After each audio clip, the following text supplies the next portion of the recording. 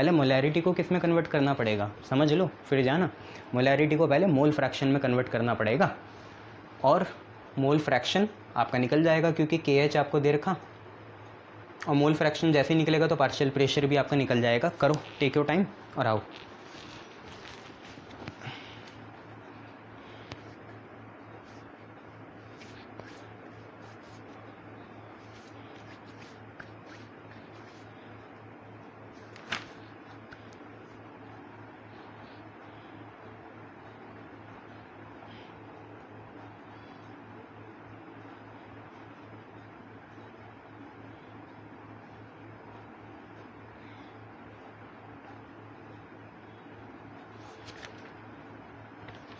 चलिए welcome back.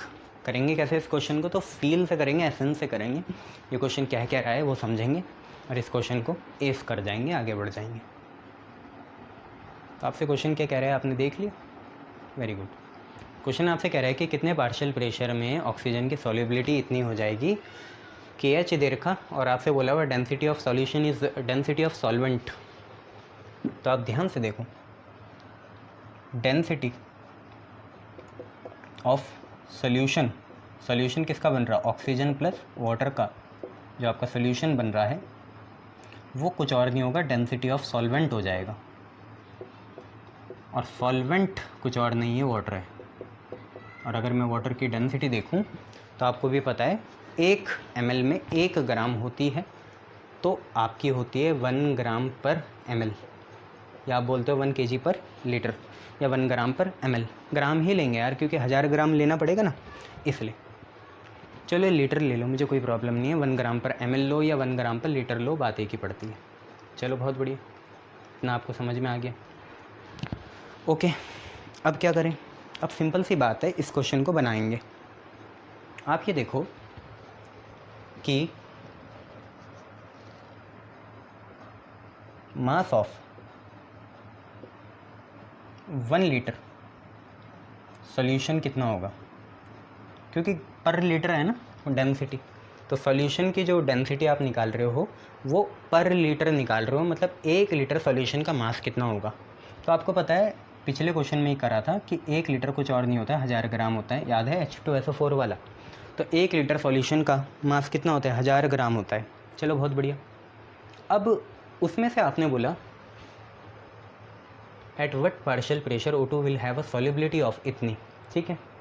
O2 की जो सॉल्युबिलिटी दे रखी ग्राम पर मास अपॉन वॉल्यूम, हाँ ये भी सही है, और ग्राम पर लीटर, हाँ ग्राम पर लीटर, मतलब ये हमारी O2 की हो गई सॉल्युबिलिटी, O2 की डेंसिटी हो गई। आपको डेंसिटी O2 की कितनी दे रखी, आपको O2 की डेंसिटी दे रखी 0.05 ग्राम पर लीटर, ठीक है।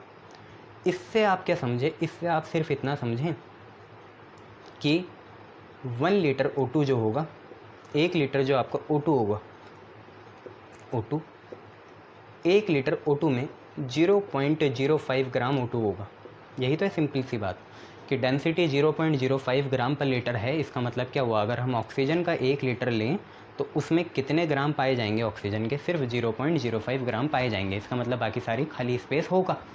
खाली स्पेस क्यों होगा, क्योंकि ऑक्सीजन गैस होती है। तो आपको इतना समझ में आ गया, ठीक है। एक काम करते हैं, ये तो क्योंकि वाटर की बात थी ना, तो पहले मास ऑफ 1 लीटर वाटर देख लेते हैं। क्योंकि वाटर की डेंसिटी 1 ग्राम पर लीटर है, इसका मतलब उसके 1 लीटर में 1000 ग्राम होंगे। 1 kg पर लीटर होनी चाहिए यार, ग्राम नहीं kg होना चाहिए। 1 ग्राम तो बहुत कम हो गया ना वाटर। हाँ सॉरी बच्चों, 1 kg पर लीटर होगा। समय बहुत बलवान है, ठीक है। सांस लेते हैं 15 सेकंड की, फिर करते हैं। चलो, ये वाटर की हमने डेंसिटी मान ली लगभग 1 kg पर लीटर। अब हमें पता चला 1 लीटर वाटर 1000 ग्राम होगा, क्योंकि डेंसिटी जो है 1 kg पर लीटर है। इसका मतलब इसके 1 लीटर में 1000 ग्राम होंगे। चलिए, हमें वहाँ से भी ये पता चला कि मास of 1 litre O2, mass of 1 litre O2 कितना होगा, ये रहा 0.05 ग्राम्स, ठीक है जी। मैं आपसे पूछूं मास ऑफ सॉल्यूशन कितना होगा, तो आप बोलोगे सर कुछ नहीं, सॉल्वेंट ये प्लस सॉल्यूट कर लो 0.05। बच्चों फिर वही आएगा 1000.05, तो इसे नियरली इक्वल टू 1000 ही ले लो। बहुत काम आएगा। आपने 1000 ले लिया, चलो बहुत बढ़िया, ये कहीं ना कहीं काम आएगा। अब क्या करें, अब सिर्फ इतना करो कि नंबर ऑफ़ मोल्स निकाल लो तुम एक बार, क्योंकि हमें मोल फ्रैक्शन तक जाना है, पार्शियल प्रेशर तक जाना है।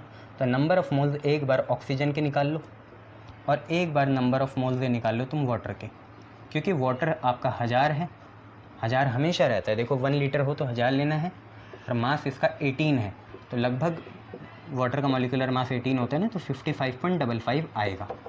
अच्छा, ऑक्सीजन की बात करें तो ऑक्सीजन का मास हमें दे रखा है 0.05, वाटर का तो आपको पता है 1000 दे दिया, ऑक्सीजन का कितना है 0.05 है, ठीक है। और ऑक्सीजन का मॉलिक्यूलर मास कितना होता है 16 नहीं 32, ओ का होता है 16, यहाँ O2 है, ओ का होता है कितना बेटा 16, 8 2 जा 16 होता है ना, 8 उसका एटॉमिक नंबर होता है, यहाँ O2 है तो O2 का आएगा 32। इसे सॉल्व करो बच्चे, कितना आएगा, O2 है ना बेटा वो, इसका आएगा 1.56 इंटू 10 की पावर -3, 1.56 इंटू 10⁻³ मोल। इतने आप पे दोनों के मोल्स आ गए। चलो बहुत बढ़िया, देखो ये बहुत कम है, यह है 0.00156, बहुत कम है। नेगलेक्ट करेंगे कोई बात नहीं, करेंगे। चलो अब क्या करें, अब कुछ नहीं, जगह बनाते हैं पहले और फिर करते हैं क्वेश्चन को। तो हमें नंबर ऑफ़ मोल्स ऑक्सीजन के भी निकल गए और वाटर के भी निकल गए। फिर वही बात, सिंपल सी बात कि number of moles of water जो हैं बहुत ज़्यादा हैं, किससे, ऑक्सीजन से। देखो ऑक्सीजन माइनस में है ना पावर, तो 1000 से डिवाइड करो इसे और तो कितना आएगा 0.00156 आएगा, बहुत कम है, तो इसे नेगलेक्ट करेंगे, ठीक है। अब सीधा पहुंच जाते हैं मोल फ्रैक्शन में। तो आपको पता है मोल फ्रैक्शन ऑक्सीजन का निकालना है तो नंबर ऑफ़ मोल्स O2 ऊपर और टोटल नीचे, O2 प्लस वाटर कहाँ आएंगे, नीचे, ठीक है। और क्योंकि इन दोनों को नेगलेक्ट जब हम करेंगे, मतलब O2 को हमें नेगलेक्ट करना पड़ेगा जब दोनों को टोटल करेंगे, क्योंकि O2 के बहुत कम है ना, वाटर के बहुत ज़्यादा हैं, तो हम लिखेंगे O2 अपॉन सिर्फ कितना, वाटर। ऊपर से करते हैं नहीं भाई, बात यह है कि ऐड करके उतना ही आएगा, देखो इतना 1000 के लगभग, इसलिए उसे नेगलेक्ट कर देते हैं। अब आपको पता चला मोल फ्रैक्शन O2 का कितना आ गया, number of moles of O2 ऊपर और वाटर नीचे। तो मैं आपसे पूछूं कि number of moles of O2 कितना है, तो आप बोलोगे सर इतना है 1.56 इंटू 10⁻³ और मैं पूछूं number of moles of water कितना है, तो आपने बोलना है 55.55। अब इन्हें अगर हम सॉल्व कर दें, मोल फ्रैक्शन हम पे आ जाएगा। तो मोल फ्रैक्शन हम पे सॉल्व करने के बाद आएगा 2.81 इंटू 10⁻⁵, 2.81 इंटू 10⁻⁵, कोई यूनिट नहीं। बच्चों अगर मोल फ्रैक्शन मिल गया, प्रेशर आपको दिया ही था कितना 34.86 किलो बार, तो मेरे हिसाब से आपके लिए अब नहीं, मोल फ्रैक्शन निकल गया, ठीक है, प्रेशर दिया है, प्रेशर हमें निकालना है, हमें दिया क्या है, हेनरी लॉ कांस्टेंट दे रखा है आपको 34.86 किलो बार।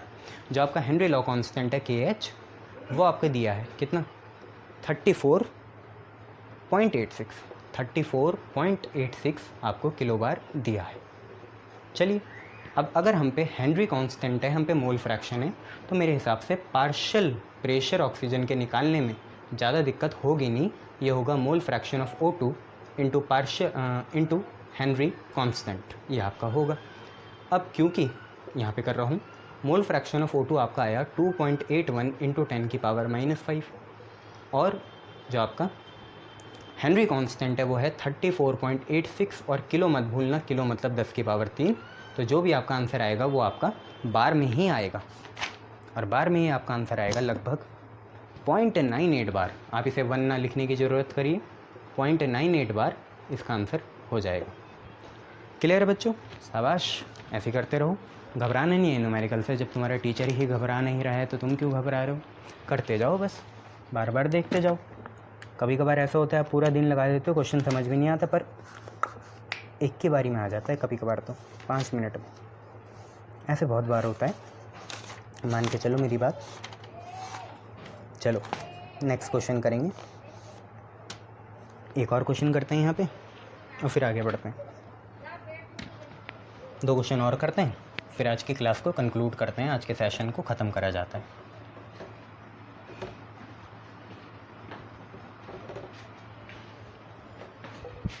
तो आप पे क्वेश्चन है, H2S आपको पता है हाइड्रोजन डाइसल्फाइड एक टॉक्सिक गैस है। इसकी कैसी स्मेल होती है? सड़े हुए अंडे की होती है, जैसे रोटन एग की, वैसी इसकी स्मेल होती है। H2S आपका टॉक्सिक गैस है और इसको हम, आपको पता ही है, जब आप केमिस्ट्री के प्रैक्टिकल करते हो तो क्वांटिटेटिव नहीं क्वालिटेटिव एनालिसिस में यूज़ करते हैं। क्वांटिटी यहाँ से कुछ नहीं निकलती, क्वालिटी निकलती है कि एफरवेंस आई नहीं आई, फ्लेम टेस्ट हुआ नहीं हुआ, तो वो सारी चीज़ें हैं। इफ़ सॉल्युबिलिटी, यह है question, H2S is a toxic gas and it is use for qualitative analysis. उसके बाद है if solubility of H2S in water, H2S in water at standard temperature and pressure is 0.195 capital M, 0.195 small m। Small m मतलब बेटा, yes सही बोल रहे हो क्या? मोलैलिटी, कैलकुलेट, मोलर नहीं है, मोलैलिटी है, कैलकुलेट हेनरी लॉ कांस्टेंट। अच्छा क्वेश्चन है यार, कुछ ज़्यादा चीज़ें दे नहीं रखी है, पर हमें पता है वाटर में है तो नंबर ऑफ़ मोल्स तो हमेशा हमारे साथ होते हैं। नंबर ऑफ़ मोल्स कितने होते हैं? 55.55। दूसरी बात, मोलैलिटी 1 kg सॉल्वेंट के लिए होती है, तो वाटर हम पे 1000 ग्राम आ जाएगा या 1 kg आ जाएगा, निकाल लेंगे, इतनी कोई बड़ी बात नहीं है हेनरी कांस्टेंट निकालना। अब थोड़ा उसके हिसाब से चलो कि क्या क्या आपको चाहिए हेनरी कांस्टेंट के लिए। तो एक तो आपको प्रेशर चाहिए, तो प्रेशर बेटा STP है। STP में प्रेशर कितना होता है, चाहे किसी भी चीज़ का निकालो, स्टैंडर्ड टेम्परेचर एंड प्रेशर में 1 ATM होता है। तो ATM की तो आपको दिक्कत है नहीं, प्रेशर की आपको दिक्कत नहीं है। फिर इसके बाद इस क्वेश्चन में और बोला क्या गया है, इस क्वेश्चन में फिर आपको सिंपली सी बात है, आपको अच्छा हेनरी कांस्टेंट ये तो निकालना है यार, कहाँ घूम रहे हो? ठीक है, हेनरी कांस्टेंट आपको निकालना है, प्रेशर आपको मिल गया। अब आपको सिर्फ मोल फ्रैक्शन चाहिए। मोल फ्रैक्शन आसानी से निकल सकता है क्योंकि आपको मोलैलिटी दे रखी है। ठीक है, मोलैलिटी मतलब मैं समझ जाऊंगा कि इतने मोल्स हैं इतने kg में, और आपको मोल्स पता ही होते हैं, वाटर के मोल्स पता होते हैं, और H2S के भी मोल्स किसी तरीके से निकल जाएंगे, तो मोल फ्रैक्शन हम लोग निकाल लेंगे। ठीक है यार, एक गलती हुई क्या, अब आई समझ में। Standard temperature and pressure, standard unit में हम mmHg लेते हैं 76 सेंटीमीटर, और बार लेते हैं, तो बार लेंगे बच्चों, 0.987 बार लेंगे इसे, ATM नहीं लेंगे, एटमॉस्फेरिक यूनिट नहीं लेंगे, स्टैंडर्ड यूनिट लेंगे, standard temperature and pressure. SI भी नहीं, पास्कल नहीं लेनी, स्टैंडर्ड यूनिट लेनी है, बार है, तो 0.987 बार लेंगे और क्वेश्चन करेंगे। ठीक है, करो, टेक योर टाइम, आगे बढ़ते हैं। चलो, सिंपल सी बात है कि सबसे पहले हमें नंबर ऑफ़ मोल्स वाटर के पता चल गए कितने हैं, क्योंकि भाई मोलल है, मोलल मतलब 1 kg सॉल्वेंट मतलब 1000 ग्राम होगा। 1 kg सॉल्वेंट कौन होगा? पानी है, तो 1 kg पानी मतलब 1000 ग्राम हम पे वाटर दे रखा, और मॉलिक्यूलर मास 18 होता है, तो ये आ गया 55.55। ठीक है, बड़ी स्टोरी, सबसे पहले बड़ी स्टोरी देखे करो दिमाग में, छोटी चीज़ों में मत उलझे करो। बड़ी चीज़ें ये है कि आपको हेनरी कांस्टेंट निकालना है, और हेनरी कांस्टेंट तभी निकलेगा जब प्रेशर और मोल फ्रैक्शन हो।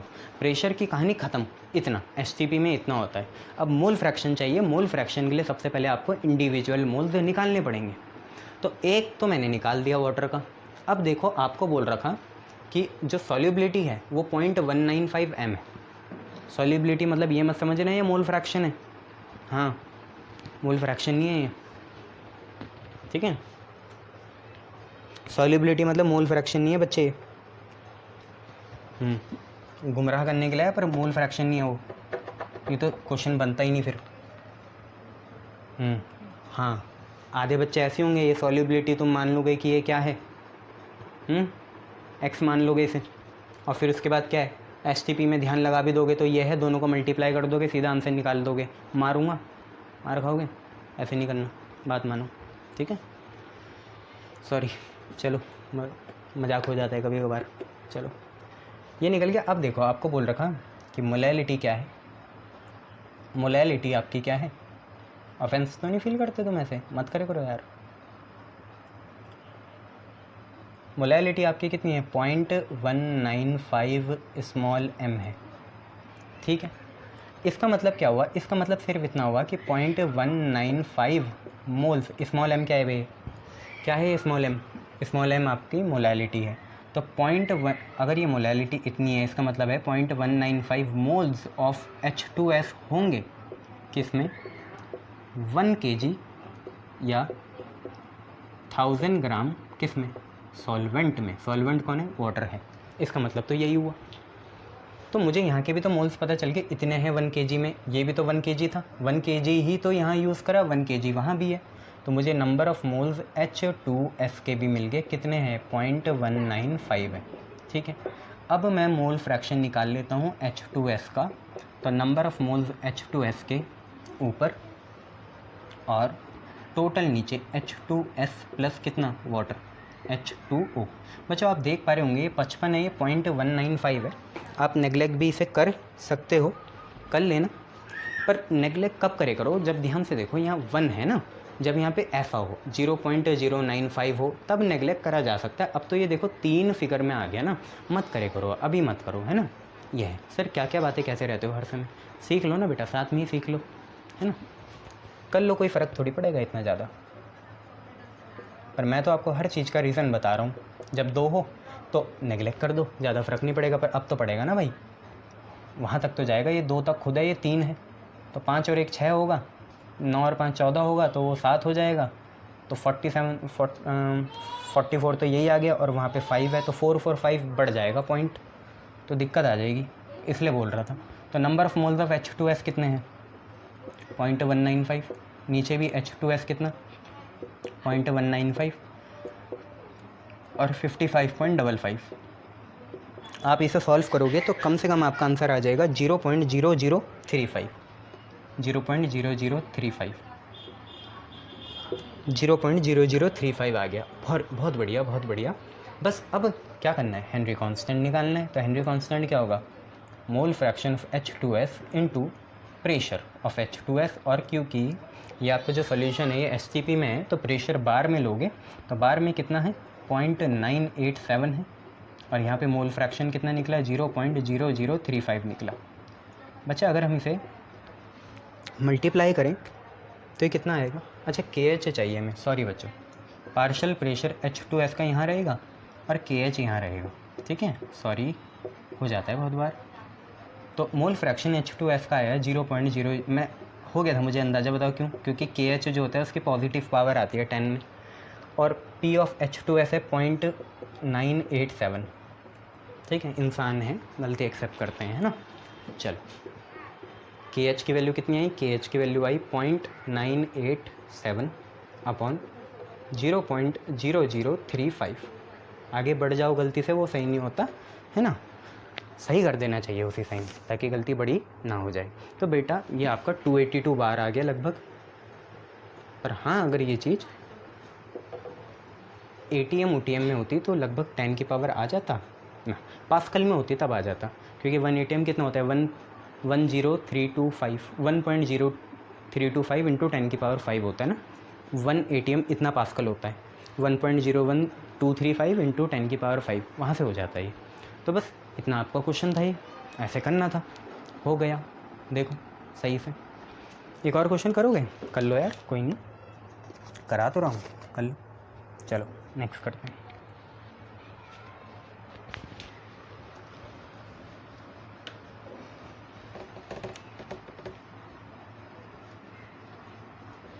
आपको बोला कि हेनरी लॉ कांस्टेंट जो है कितना है, 1.67 इंटू 10 की पावर 8 पास्कल है। देखो मुंह की बात छीन ली उसने, पास्कल में आ गया। अब तुम समझ लो प्रिडिक्ट क्या होगा, बार में दे रखी होगी कुछ चीज़, हाँ यही होता है pascal for CO2 in water, carbonated drinks CO2 in water, इतना दे रखा है। चलिए फिर उसके बाद बोला calculate quantity of CO2 in 500 millilitre, 500 millilitre. यहाँ पे बदला क्वेश्चन, अभी तक 1 लीटर रहता था, अब थोड़ा चेंज हो गया, 500 मिलीलीटर ऑफ सॉल्यूशन या सोडा वाटर, है ना, व्हेन पैक्ड अंडर 2.5 ATM। ठीक है, तो ये हमें पार्शियल प्रेशर दे दिया, निकाल लेंगे। अच्छा, यहाँ पे मैं तुम्हारी हेल्प के लिए लिख लेता हूँ 1 ATM कितना पास्कल होता है। तो 1 ATM आपका होता है 1.01325 इंटू 10⁵ होता है। हाँ, इतना होता है 1 ATM 1.013, अभी बोल भी रहा था मैं 1.01325 इंटू 10⁵ पास्कल होता है। इस क्वेश्चन को करो, take your time, pause it और वापस आइए। ठीक है, क्वेश्चन बदला देखो, 500 ml में निकालना है, पास्कल में चेंज करना। ठीक है, हेनरी कांस्टेंट दिया है, इसको हेनरी कांस्टेंट आपका किस में, पास्कल में, इस ATM को भी पास्कल में चेंज करो। तो KH दे रखा, PA दे रखा, मोल फ्रैक्शन निकालो और मोल फ्रैक्शन से फिर सारी कहानी आप निकाल लोगे नंबर ऑफ़ मोल्स में। इतनी कोई बड़ी बात नहीं है, निकालो, करो।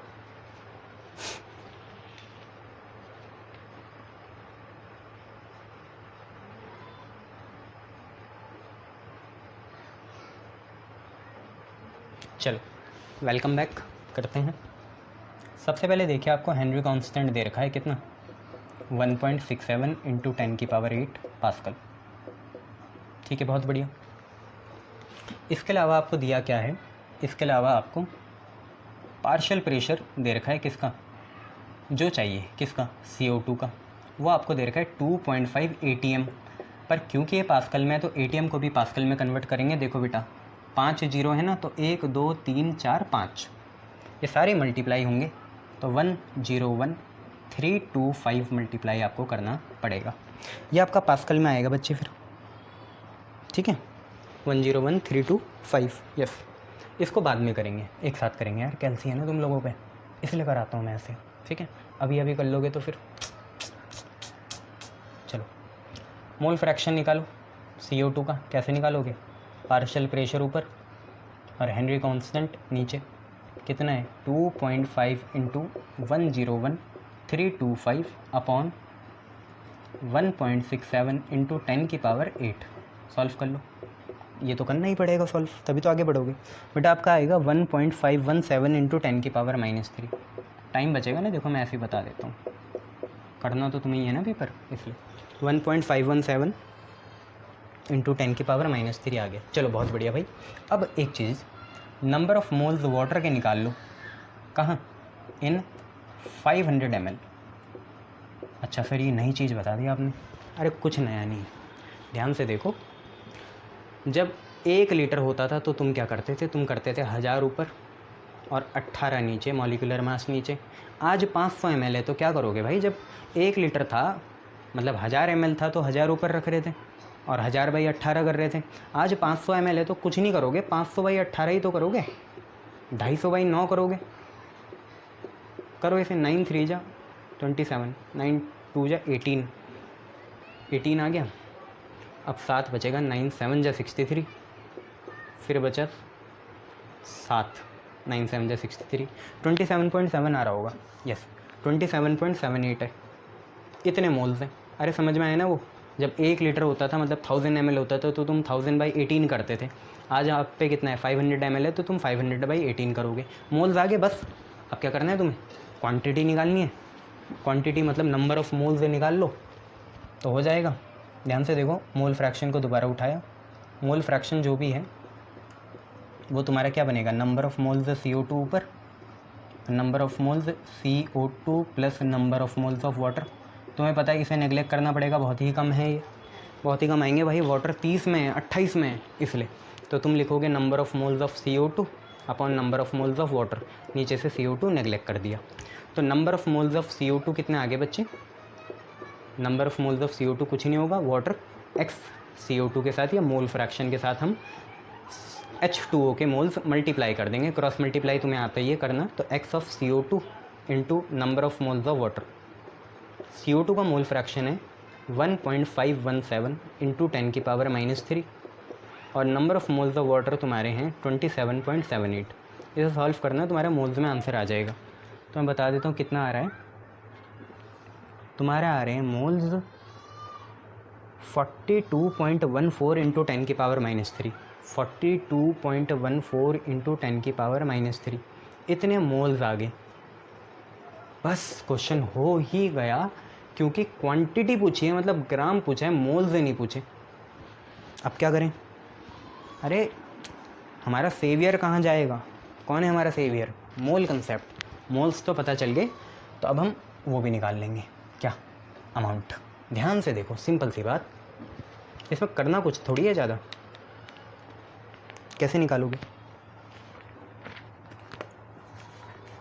अरे कुछ नहीं यार, ये बताओ एक मोल में कितना होता है? एक मोल CO2 हो, एक मोल अगर CO2 हो तो उसमें कितना ग्राम होगा? उसमें मॉलिक्यूलर मास ऑफ CO2 के बराबर होंगे ना ग्राम्स। एक मोल CO2 कितना होगा? मॉलिक्यूलर मास ऑफ CO2 होगा। CO2 का मॉलिक्यूलर मास तुम सबको पता है 44 होता है। सर कैसे लिख देते हो सीधा? कार्बन का 12 और ऑक्सीजन का 2 × 16 32, तो कितना आया? 12 + 32 44 आया। तो एक मोल में 44 है, 1 मोल में कितने हैं? 44। आपसे पूछा हुआ 42.14 × 10⁻³ में कितने होंगे? तुम मान लो x की वैल्यू मल्टीप्लाई करके बताओ कितनी आएगी। तो x × 1 बराबर 44 × 42.14 × 10⁻³ बस इसे सॉल्व करो और आपका ग्राम में आंसर आ गया। बताओ कितना आएगा ग्राम में? नहीं कर रहे? मत करो, मैं तो करूँगा ही। तो यार आपका आ रहा है 1.854 ग्राम, इसलिए नेगलेक्ट करा था। देखो कितना कम है। ठीक है जी, आज के लिए इतना ही रखते हैं। Thank you. हेनरी लॉ हो गया। अब कॉलिगेटिव प्रॉपर्टीज़ और कुछ और जो आपके कोर्स में नहीं है, मोलैरिटी नहीं, फॉर्मेलिटी और नॉर्मेलिटी देखेंगे थोड़ा सा, है ना। यह है। Thank you.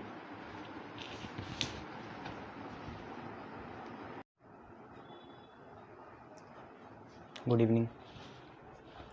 सॉल्यूशन की आज की क्लास में जो बाकी बची हुई कंसंट्रेशन टर्म्स थी उनको ज़रा समझ लिया जाता है। ठीक है, जिसमें एक आपकी बची हुई है पहली, पार्ट्स पर मिलियन। पार्ट्स पर मिलियन, मिलियन मतलब कितना होता है?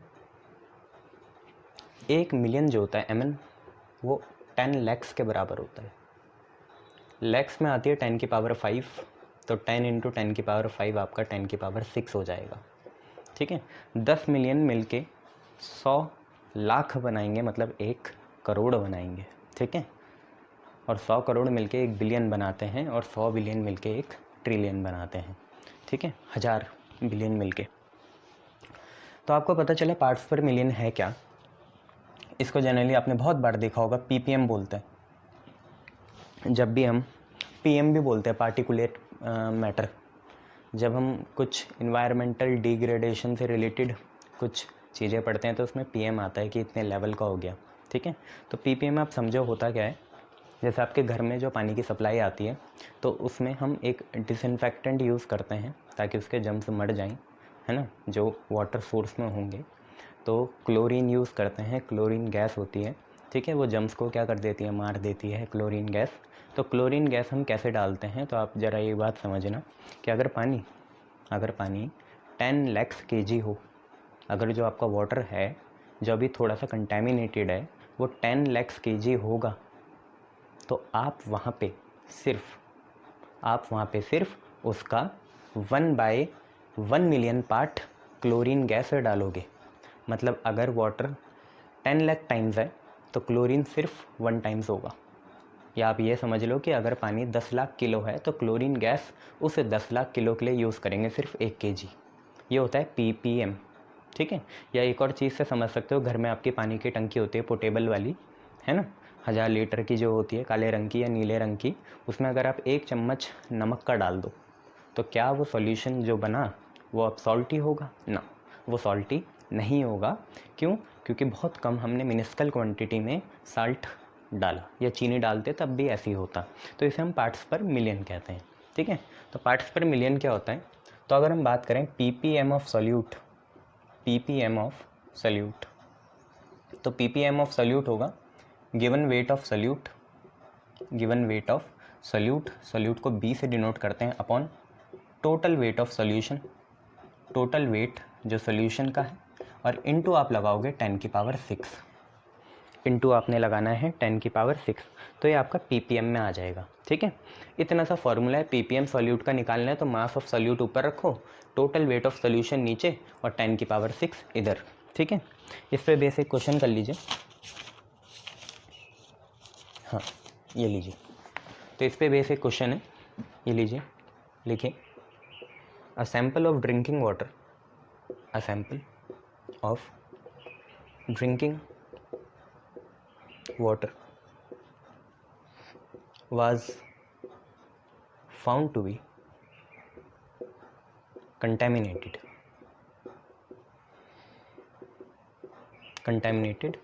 with chloroform CHCl3। ठीक है, तो हमने क्या करा, हमने ये देखा कि एक सैंपल जो है ड्रिंकिंग वाटर का, ठीक है, वो कंटेमिनेटेड है किससे, क्लोरोफॉर्म से। ठीक है, और क्लोरोफॉर्म कार्सिनोजेनिक होता है बच्चों, ये हमने 11th में भी पढ़ा था। कार्सिनोजेनिक मतलब जो कैंसर क्रिएट कर सकता है, पोटेंशियल कैंसर सोर्स है वो। ठीक है, कैंसर क्रिएट कर सकता है। लेवल ऑफ कंटेमिनेशन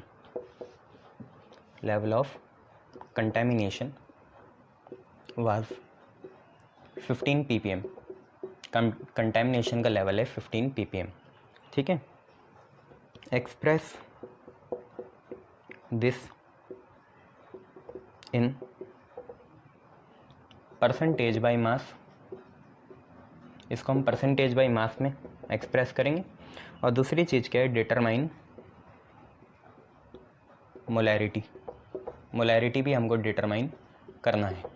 तो ध्यान से पढ़िए, क्वेश्चन आपसे बोल रहा है एक ड्रिंकिंग वाटर का सैंपल है, उसमें हमें एक कंटेमिनेटेड कंपाउंड दिखा जिसका नाम क्लोरोफॉर्म है CHCl3, और वहाँ कंटेमिनेशन का लेवल कितना है, 15 ppm है। इसके बाद आपसे पूछा हुआ कि इसको परसेंटेज बाय मास या मास परसेंटेज में कन्वर्ट करिए और साथ में इसकी मोलैरिटी भी निकालिए। ठीक है, तो कैसे निकालोगे, बहुत आसान है। परसेंटेज के लिए तो 100 मल्टीप्लाई करना पड़ेगा, और फिर इसके बाद आप मोलैरिटी भी, अच्छा मोलैरिटी नहीं निकलेगी, यहाँ गलत लिखा हुआ है, मोलैलिटी निकलेगी क्योंकि वॉल्यूम नहीं दे रखी।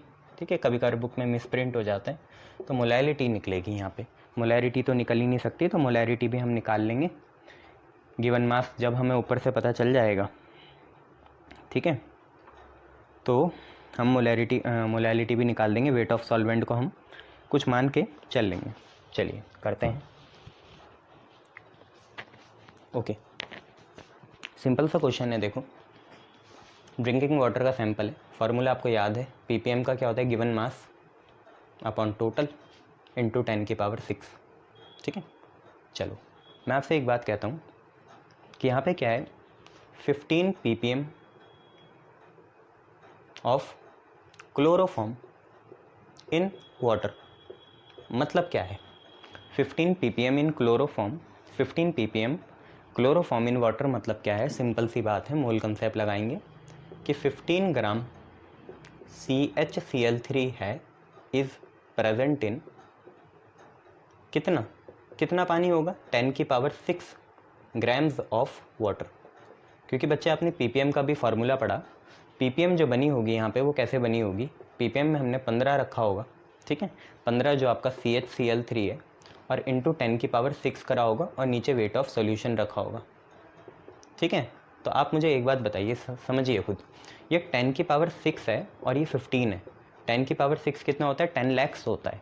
10 lakhs plus 15 nearly equal to 10⁶ ही आएगा। 10⁶ प्लस 15 ज़्यादा फ़र्क नहीं पड़ने वाला। अगर ये 1 लाख भी होता तो मैं 15 को नेगलेक्ट कर देता, ये तो 10 लाख है, ये तो 10 लाख है, तो 10 लाख प्लस 15 लगभग 10 लाख ही मानेंगे। ठीक है, पता ही नहीं चलेगा कि कुछ मिलाया भी है, कुछ मिक्स करा हुआ भी है। तो अगर कुछ ऐसा हो सकता है कि 10⁶ प्लस 15 को मैं 10⁶ ले सकता हूँ, तो आपको पता है ppm कैसे बनती है, ppm में हमें गिवन मास रखना पड़ेगा जो कि कितना है, 15 है, और साथ में 10⁶ लगाना पड़ता है, और नीचे वेट ऑफ द सॉल्यूशन लिखना पड़ता है। बच्चों वेट ऑफ द सॉल्यूशन क्या होगा, सॉल्यूट प्लस सॉल्वेंट। सॉल्यूट आपका क्लोरोफॉर्म है कितना, 15, प्लस सॉल्वेंट कितना है, 10⁶ है। ठीक है, समझा रहा हूँ। और ये चीज़ 15 प्लस 10⁶ आपने 10⁶ ही मान लिया, तो 15 प्लस 10⁶ को आपने 10⁶ लिखा, और इससे ये कैंसिल हो गया, इसलिए हम ppm को कितना मान रहे हैं, 15 मान रहे हैं।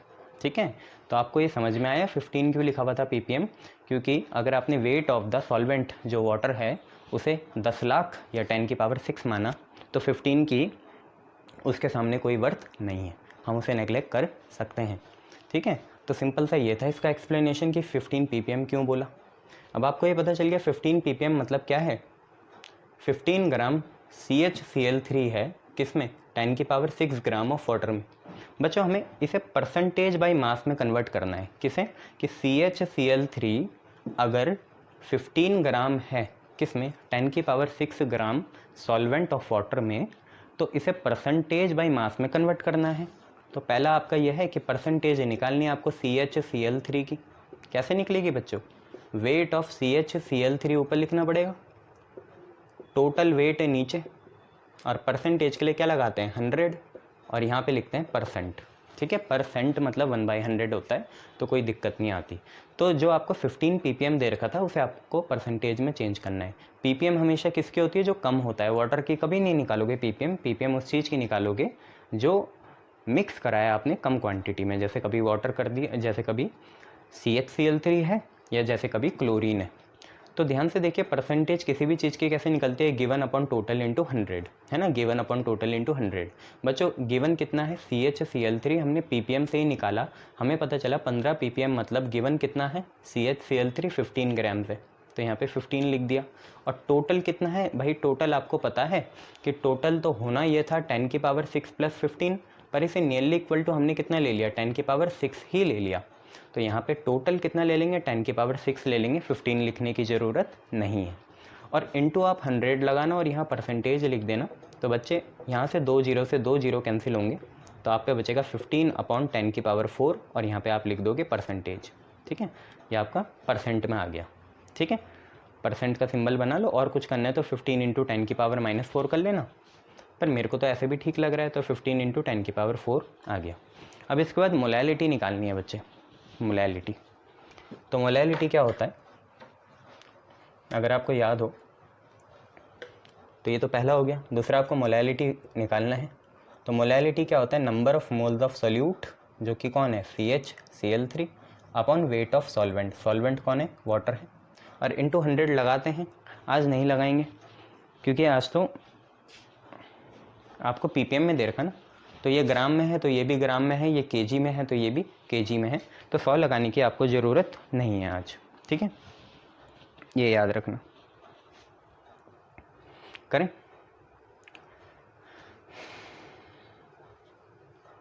चलो करते हैं। तो सबसे पहले इस फॉर्मूले में आप एक काम करना, फर्स्ट इक्वेशन मानना और नंबर ऑफ मोल्स निकालना, number of moles of CHCl3। तो ये होगा given mass of CHCl3 upon molecular mass of CHCl3। बेटा मॉलिकुलर मास CHCl3 का आप लोग निकाल सकते हो। कैसे निकालोगे, कार्बन का कितना 16, हाइड्रोजन का कितना 1, और 3 इंटू क्लोरीन का कितना 35.5। इसे आप कैलकुलेट करिए, 1735.5 इंटू 3, तो लगभग ये आपका 119.5 आ रहा है, 119.5 आ रहा है। तो यहाँ पे मॉलिकुलर मास आ गया। ठीक है, तो गिवन मास हम पे 15 है, देखो वहाँ पे 15 लिया है, और मॉलिकुलर मास कितना है 119.5 है। तो हम अब मोलैलिटी निकाल लेते हैं। मोलैलिटी क्या होगी, नंबर ऑफ मोल्स, जो कि ये रहे 15 अपॉन कितना 119.5, और गिवन वेट ऑफ वाटर। ठीक है, तो गिवन वेट ऑफ वाटर कितना है 10 की पावर 6 है, पर ग्राम्स में है बेटा, किस में है, ग्राम्स में। क्या यहाँ चेंज करा जाएगा, ज़रा सोचो। मोलैलिटी की स्टैंडर्ड यूनिट क्या होती है, मोल्स पर केजी होती है, ग्राम कभी नहीं होती। तो चाहे ऊपर चेंज ना करो, नीचे तो चेंज प्लीज़ कर देना। ठीक है, अब हमारा 1-to-1 इंटरेक्शन ठीक से हो नहीं पा रहा, नहीं तो आप लोग ऑब्जेक्शन कर देते जब मैंने बोला था कि यहाँ पे भी ग्राम, यहाँ पे भी ग्राम। ठीक है, खेलेंगे तभी तो इंटरेस्ट आएगा ना पढ़ने में, एक दूसरे के साथ खेलेंगे तभी, है ना। तो इस ग्राम को अगर केजी में कन्वर्ट करेंगे, इस ग्राम को केजी में कन्वर्ट करेंगे, तो अपॉन में क्या आएगा 1000 आएगा, और वह 1000 फिर कहाँ चले जाएगा, ऊपर चले जाएगा। तो यहाँ पे 1000 भी आपको लिखना पड़ेगा, ताकि ये किस में आ जाए, केजी में आ जाए, और जबकि यहाँ पे किस में दिया है, ग्राम में दिया है।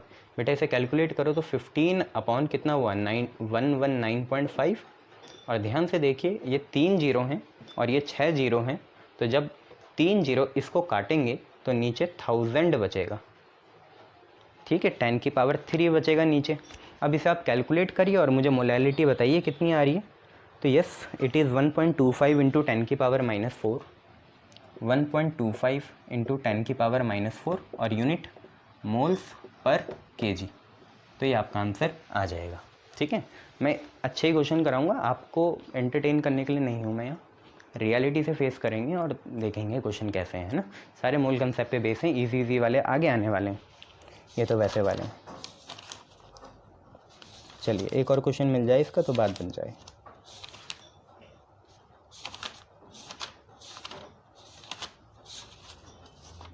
एक इसका क्लोरीन वाला मिल जाए तो वो भी काफ़ी अच्छा क्वेश्चन है, देखते हैं कहाँ होगा।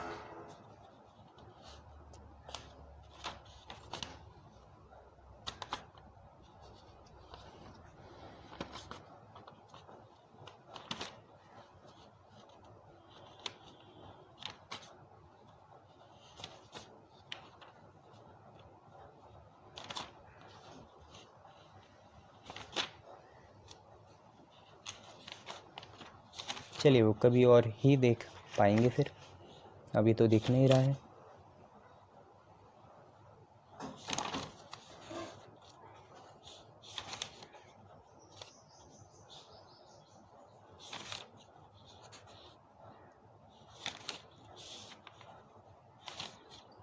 चलिए किसी और दिन देखेंगे। तो आपने एक कंसंट्रेशन टर्म देख ली जिसको हम बोलते हैं पार्ट्स पर मिलियन, मिलियन मतलब 10 लाख। इसके बाद जो आप पे आएगी तो उसके लिए पहले जरा फार्मूला मास यूनिट पढ़ लो।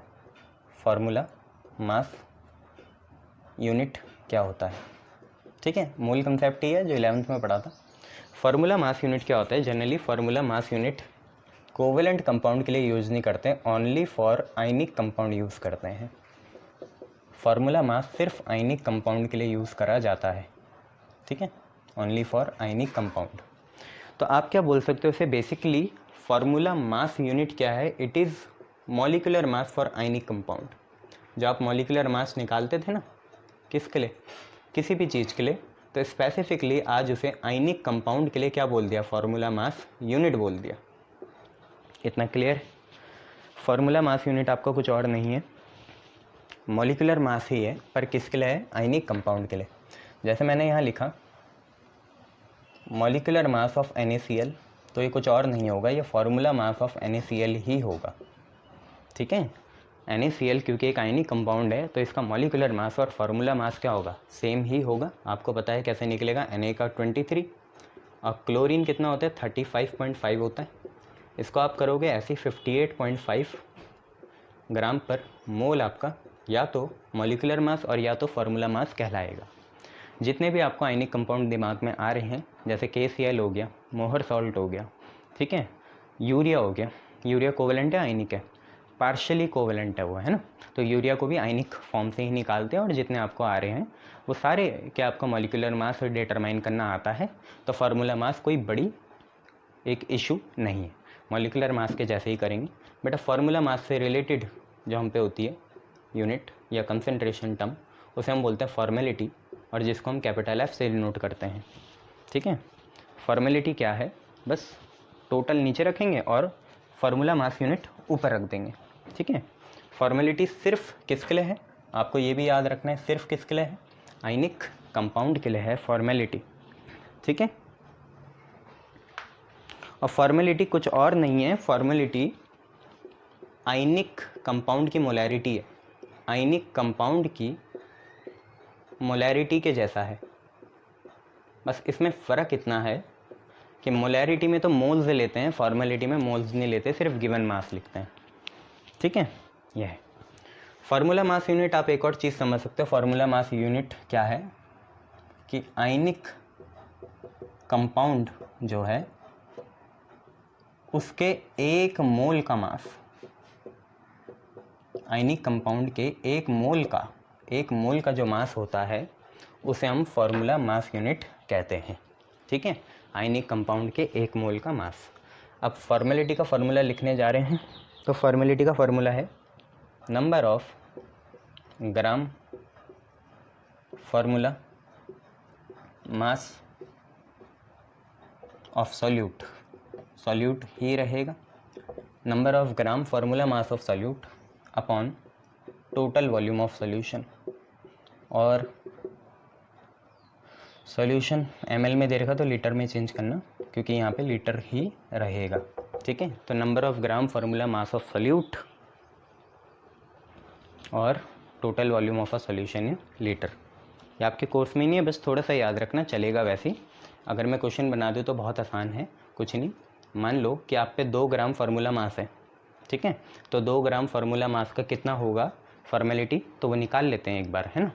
तो ये आपने देख लिया, number of gram formula mass और total volume of solution in litre, ये इसका फार्मूला है फॉर्मेलिटी का। अब इस पर हम बेस क्वेश्चन करते हैं। तो देखिए क्वेश्चन क्या है, कैलकुलेट CALC कैलकुलेट है, calculate the formality of NaCl solution in 500 ml, ठीक है, having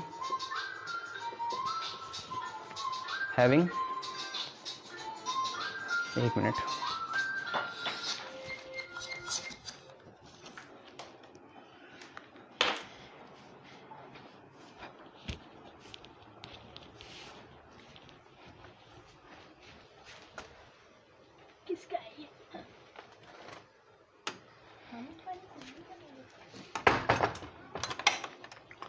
तो क्वेश्चन सिर्फ इतना है कि having number of formula unit as 2 या 10 ले लो, ठीक है। नंबर ऑफ फार्मूला यूनिट कितनी है, 10 है, ठीक है। ऐसा आप पे क्वेश्चन है कि फॉर्मेलिटी निकालनी है आपको NaCl सोल्यूशन की, कहाँ, 500 ml सोल्यूशन में, ठीक है। Having number of formula unit as 10, ठीक है। तो बेटा हम क्या करते हैं यहाँ पे, जैसे अगर आपको फार्मूला निकालना हो या फॉर्मेलिटी निकालनी हो तो वॉल्यूम लीटर में यहाँ रखोगे, ठीक है। और यहाँ पे जनरली लिखा तो वो रहता है, पर मतलब उसका यही होता है कि जो मास ऑब्टेन्ड हुआ आपको, कहाँ से, मास ऑब्टेन्ड बाय, यहाँ से फार्मूला यूनिट से वो आपको ऊपर रखना है, नहीं तो आपका क्वेश्चन घूम जाएगा। क्या करें, पुरानी टर्म्स हैं, अभी यूज़ भी नहीं करते, 1700 में यूज़ करते थे, तो इतना इसमें रेक्टिफाई नहीं करा, क्योंकि इससे बेस्ट प्रीफर्ड ऑप्शंस हमें मिले, जैसे मोलैरिटी हो गया, मोल फ्रैक्शन हो गया, तो अब इसे यूज़ नहीं करते। तो हम लेंगे ये जिम्मा इसे ठीक करने का। तो असली फार्मूला ये होता है mass obtained by formula unit upon volume in litre. चलिए, तो जो हमें मास चाहिए वो मिलेगा कैसे, कुछ नहीं, mass is number into mass of 1 mole, ये होता है। Mass is equal to number into mass of 1 mole, जो आपको मास चाहिए, है ना। ध्यान से देखो बेटा, मास यही होगा, नंबर इनटू मास ऑफ 1 मोल। जैसे नंबर कभी 10 दे दिया, कभी 2 दे दिया, कभी 5 दे दिया, कभी 4 दे दिया, पर आज 10 दिया है, और 1 मोल का मास आपने निकाला ही था, कितना होता है, 58.5 होता है। 1 मोल मतलब मॉलिक्यूलर मास, है ना। मास ऑफ 1 मोल कुछ और नहीं है, क्या है, मॉलिक्यूलर मास है। ये दोनों चीज़ें एक ही हैं, मास ऑफ 1 मोल बोलो या मॉलिक्यूलर मास बोलो, बात एक ही है। तो 10 जो आपको दिया था और मास ऑफ 1 मोल या मॉलिक्यूलर मास 58.5 है, तो कुल मिला के 585 आ गया, ठीक है। चलिए, मास आ गया आपने, अब बस पुट करिए।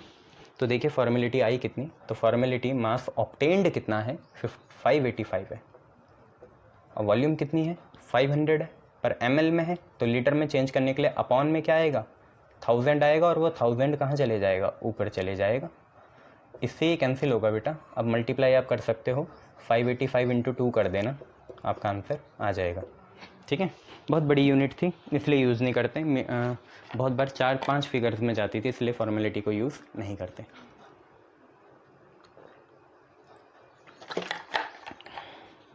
शाबाश, फॉर्मेलिटी आपको समझ में आया, पार्ट्स पर मिलियन समझ में आया। इन पे ज़्यादा क्वेश्चन नहीं आते, पर हम तो पूरे इंटरेस्ट से पढ़ेंगे, ऐसी कोई बात नहीं है। चलिए बच्चों, अब इसके बाद आप मुझे ये बताइए कि एसिडिटी क्या होती है और बेसिसिटी क्या होती है। याद रखना, एसिड की बेसिसिटी निकलती है और बेस की एसिडिटी निकलती है, ठीक है। एसिडिटी क्या होता है, क्योंकि ये बेस की निकलती है, तो acidity is number of replaceable, जो बाहर निकल सकते हैं, number of replaceable OH minus आइन इन अ बेस। एसिड की बेसिसिटी निकलती है और बेस की एसिडिटी निकलती है। बेसिसिटी क्या है? Number of replaceable H plus ion in acid. किसी एसिड में जितने H प्लस आयन होंगे वो बेसिसिटी हो जाएगी। ठीक है, जरा इसका समझो कि जैसे NaOH है तो इसमें एक ही रिप्लेसेबल है तो इसकी एसिडिटी 1 हो जाएगी। CaOH होल ट्वाइस है, इसमें 2 हैं OH रिप्लेसेबल तो इसकी एसिडिटी 2 हो जाएगी। एल्यूमिनियम ट्राई हाइड्रोक्साइड है, इसकी 3 हो जाएगी। ठीक है, जितने भी OH आपको दिख रहे हैं अभी तो ऐसे ले लो कैजुअली। ठीक है, अभी लूज डॉट स्ट्रक्चर मत बनाना, जितने दिख रहे हैं उतने ही हैं, है ना। तो OH के 1, OH होल ट्वाइस है तो 2, OH होल थ्राइस है तो 3। यहाँ पे है number of replaceable H plus आइन इन एसिड, आपकी बेसिसिटी होती है। जैसे HCl है तो HCl में एक ही जाएगा तो 1 आ जाएगा। H2SO4 है तो इसमें 2 दिख रहे हैं तो 2 आ जाएगा। ऐसे और भी बन सकते हैं।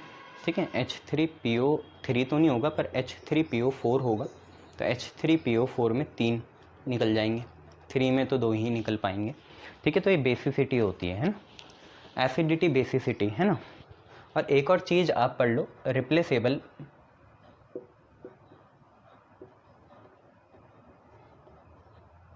कटायंस। रिप्लेसेबल कटायंस किसके लिए होते हैं? सॉल्ट के लिए होते हैं। तो रिप्लेसेबल कटायंस भी यहीं पढ़ लो, ये सॉल्ट के लिए होता है। ये सारे मैं किसी चीज़ के लिए आपको तैयार कर रहा हूँ। तो रिप्लेसेबल कटायन कैसे हैं? जैसे मैंने बोला NaCl है तो इसमें एक ही कटायन है तो 1 आ जाएगा। ठीक है, और CaCl2 है। ठीक है, तो ध्यान से देखिए, Ca तो एक ही है ना, तो इसका भी कितना आ जाएगा? 1 आ जाएगा। ठीक है, NaCl में भी 1, CaCl2 में भी कितना? 1, क्योंकि कटायन तो एक है, अनायन चाहे 2 हैं पर कटायन एक ही है। ये 3 चीज़ आप देख लेना, एसिड की बेसिसिटी, बेस की एसिडिटी, ये तीनों चीज़ें आपको याद होनी चाहिए क्योंकि ये कहाँ यूज़ होती है वो मैं आपको अब बताता हूँ।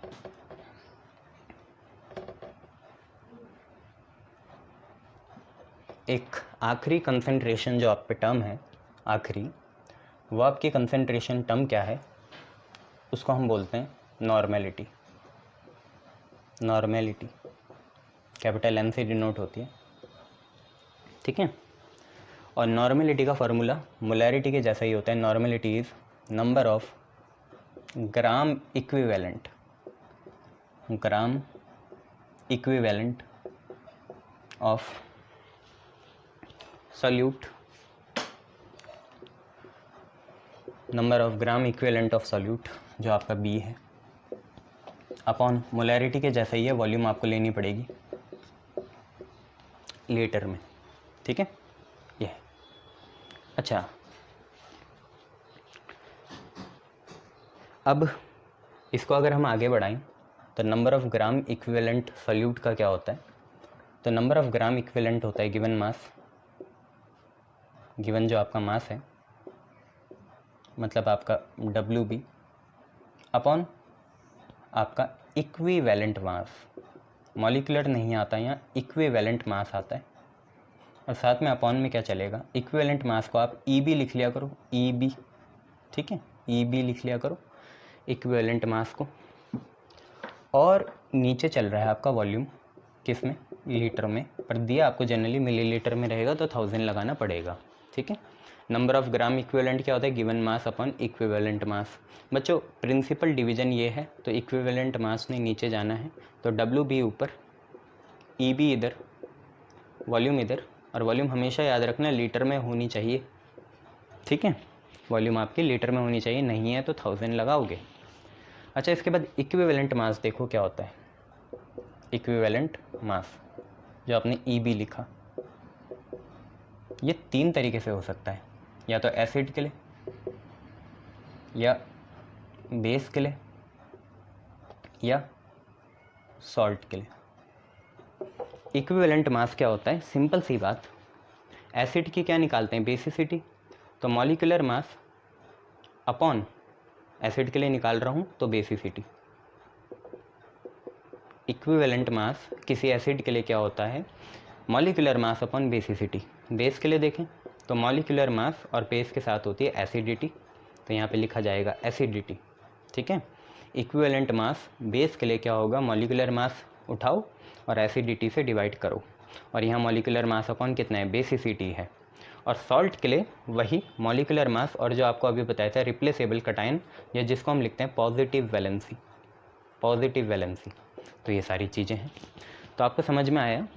एक काम करते हैं, ये जो एसिडिटी, बेसिसिटी और जो वैलेंसी है, एसिडिटी, बेसिसिटी और वैलेंसी, इसे हम सिंबल से डिनोट कर देते हैं। यह है चाय, चाय इस सिंबल से डिनोट करेंगे तो जनरली हमारा जो इक्विवेलेंट मास है वो आएगा मॉलिक्यूलर मास अपॉन चाय, ये आ जाएगा। इक्विवेलेंट मास कितना होगा, मॉलिक्यूलर मास इंटू चाय हो जाएगा। आपको ये याद रखना है।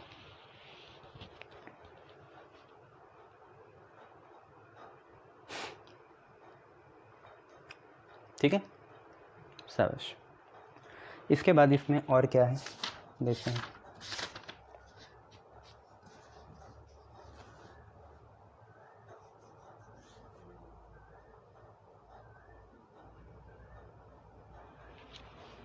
और तो कुछ है नहीं, बस इतना है। बस याद रखना चाय क्या होगा, एसिड के लिए बेसिसिटी होगा, बेस के लिए एसिडिटी होगा, और साल्ट के लिए पॉजिटिव वैलेंसी होगा। ठीक है, इतनी सारी चीज़ें। इक्विवेलेंट मास भी आपको समझ में आ गया होगा। अब जरा हम एक क्वेश्चन बना के देखते हैं इसका और करते हैं। ठीक है, नॉर्मेलिटी का, एक एसिड का, एक बेस का और एक सॉल्ट का, आपको समझ में आएगा फिर, है ना, कि जो आपकी नॉर्मेलिटी है वो क्या है, गिवन मास ऊपर सल्यूट का, इक्विवेलेंट मास इधर। ठीक है, और साथ में यहाँ पे कितना वॉल्यूम, और वॉल्यूम किस में, लीटर में। इतना याद रखना, इक्विवेलेंट मास नीचे, साथ में वॉल्यूम, और ऊपर कौन, गिवन मास। ठीक है, ये चीज़ आप याद रखना। और इक्विवेलेंट मास क्या होता है, तो इक्विवेलेंट मास जो होता है वो होता है मॉलिक्यूलर मास अपॉन चाय। चाय एसिडिटी, बेसिसिटी या पॉजिटिव वैलेंसी होगा। तो एक क्वेश्चन पहले एसिड का करते हैं, और क्वेश्चन है calculate normality, calculate normality of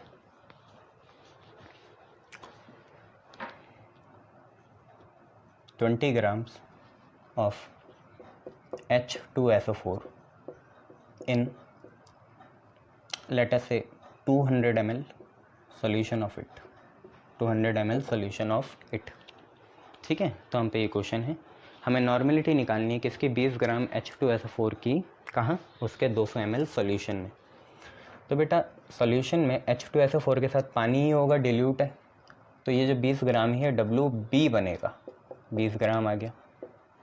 molecular mass आप B का निकाल ही सकते हैं, कैसे निकलेगा, 2 into H plus S plus 4 into O, 98 आ रहा है, शाबाश। सल्फ़र का एटॉमिक नंबर 16 होता है और 16 का दुगना 32।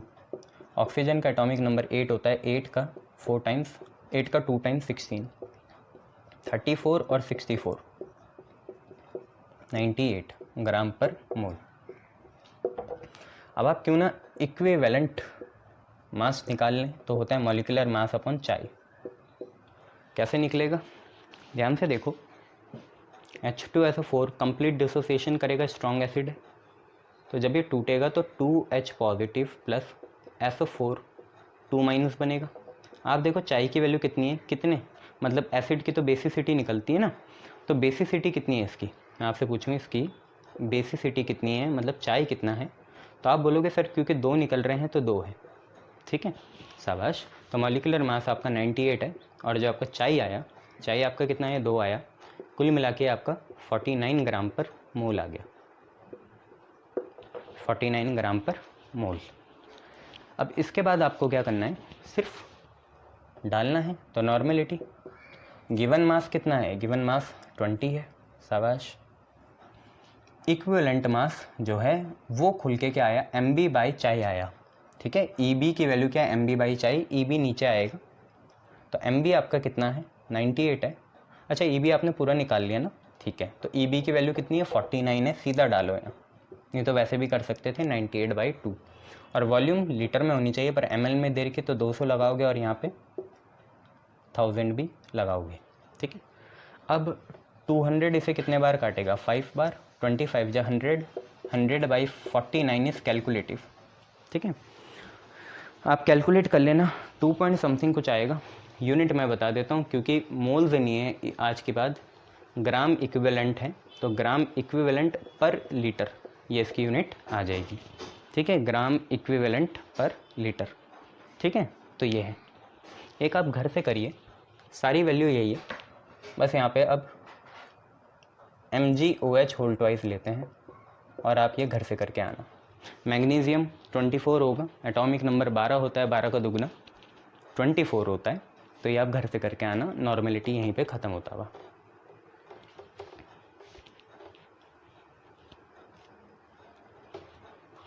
चलिए इतना आपको समझ में आ गया। अब थोड़ा एक लेवल ऊपर जाते हैं। कैसे जाएंगे एक लेवल ऊपर, ध्यान से देखो, नॉर्मेलिटी है क्या, गिवन मास, ठीक है, यहाँ पे वॉल्यूम, ठीक है, साथ में क्या, लीटर, ठीक है, और यहाँ पे EB की वैल्यू क्या है, MB/चाय, MB/चाय, तो वॉल्यूम को डॉट से लिख लेते हैं ना, चाय, MB/चाय। चाय ने कहाँ जाना है, ऊपर जाना है, चाय ने कहाँ जाना है, ऊपर, ठीक है। तो ध्यान से देखिए हुआ क्या, चाय ऊपर गया, बचा जो, उसे मैं ब्रैकेट में लिख रहा हूँ, बचा क्या, WB, ठीक है, नीचे MB, ठीक है, और यहाँ पे वॉल्यूम, और वॉल्यूम किस में, लीटर में, ऐसी चीज़ हम पे बची। बच्चों अगर आप ध्यान से देखिए, WB/MB जो होता है कुछ और नहीं होता, चाय तो चल ही रहा है, चाय ऊपर था, ये होता है number of moles of solute, WB/MB, और नीचे है वॉल्यूम। ये चीज़ बेटा मोलैरिटी होती है, जो हमारा कैपिटल M से डिनोट होता है, मोलैरिटी,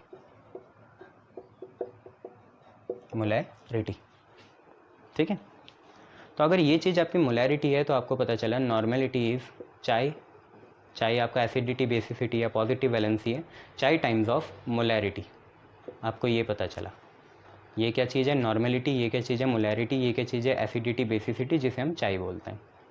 तो जो हमारा पुराना क्वेश्चन था जिसमें H2SO4 था, ठीक है, मान लो उसकी नॉर्मेलिटी आपकी कितनी आई थी पुराने क्वेश्चन की, क्योंकि होमवर्क में आपको मोलैरिटी भी निकालना है।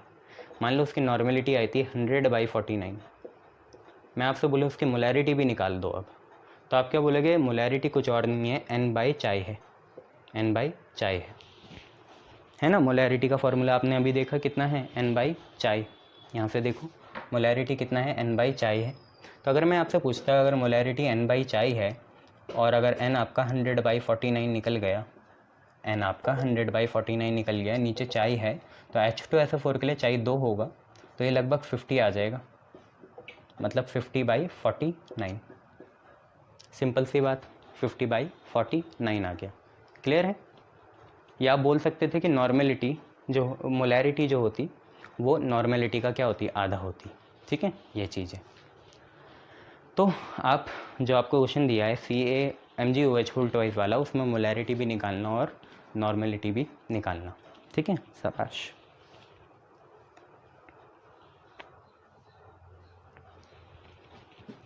कुछ 11th की यादें, नॉर्मेलिटी की इक्वेशन होती थी,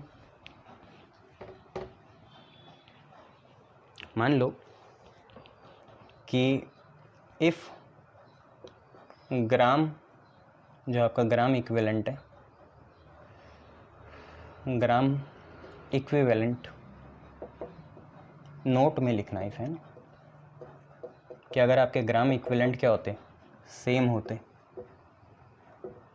आपके ग्राम इक्विवेलेंट सेम होते और वॉल्यूम वेरी करती, वॉल्यूम क्या करती, वेरी करती, वॉल्यूम वेरी करती, इसका मतलब पहले केस में क्या था, पहले केस में मान लो नॉर्मेलिटी N है, ग्राम इक्विवेलेंट आज के लिए आप थोड़ी देर के लिए N ही मान लो, मोल्स के जैसे ही होता है N, और वॉल्यूम चेंज होती V1, वॉल्यूम चेंज होती, मान लो पहले आए V1, तो वॉल्यूम के चेंज होने से नॉर्मेलिटी भी चेंज होती।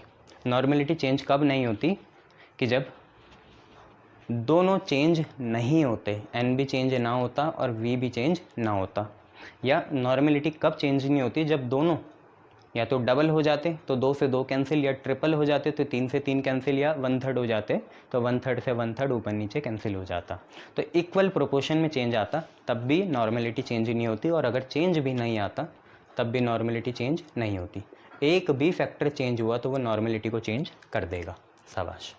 तो यहाँ से आपको पता चला पहली नॉर्मेलिटी N1 है क्योंकि पहली वॉल्यूम V1 है, नंबर ऑफ ग्राम इक्विवेलेंट तो सेम है, तो यहाँ से N की वैल्यू आई आपकी N1 V1। शाबाश। मान लो केस 2 ये हुआ कि अब नंबर ऑफ ग्राम इक्विवेलेंट तो उतनी ही है, पर जो आपकी वॉल्यूम है अब वो V2 हो गई। पहले V1 थी, अब वो कितनी हो गई? V2 हो गई। तो ऑब्वियसली इसके V2 के चेंज होने की वजह से नॉर्मेलिटी भी चेंज हो जाएगी, तो अब नॉर्मेलिटी N2 हो जाएगी। और अगर आप यहाँ से N की वैल्यू निकालो तो आपकी आएगी N2 V2। बच्चों दोनों ही चीज़ें N हैं, तो आपको ये पता चला कि वॉल्यूम के चेंज होने से जो आपकी एक इक्वेशन बन गई, जिस इक्वेशन को हम क्या बोलेंगे? नॉर्मेलिटी इक्वेशन बोलेंगे। नॉर्मेलिटी इक्वेशन वो आपकी क्या आई?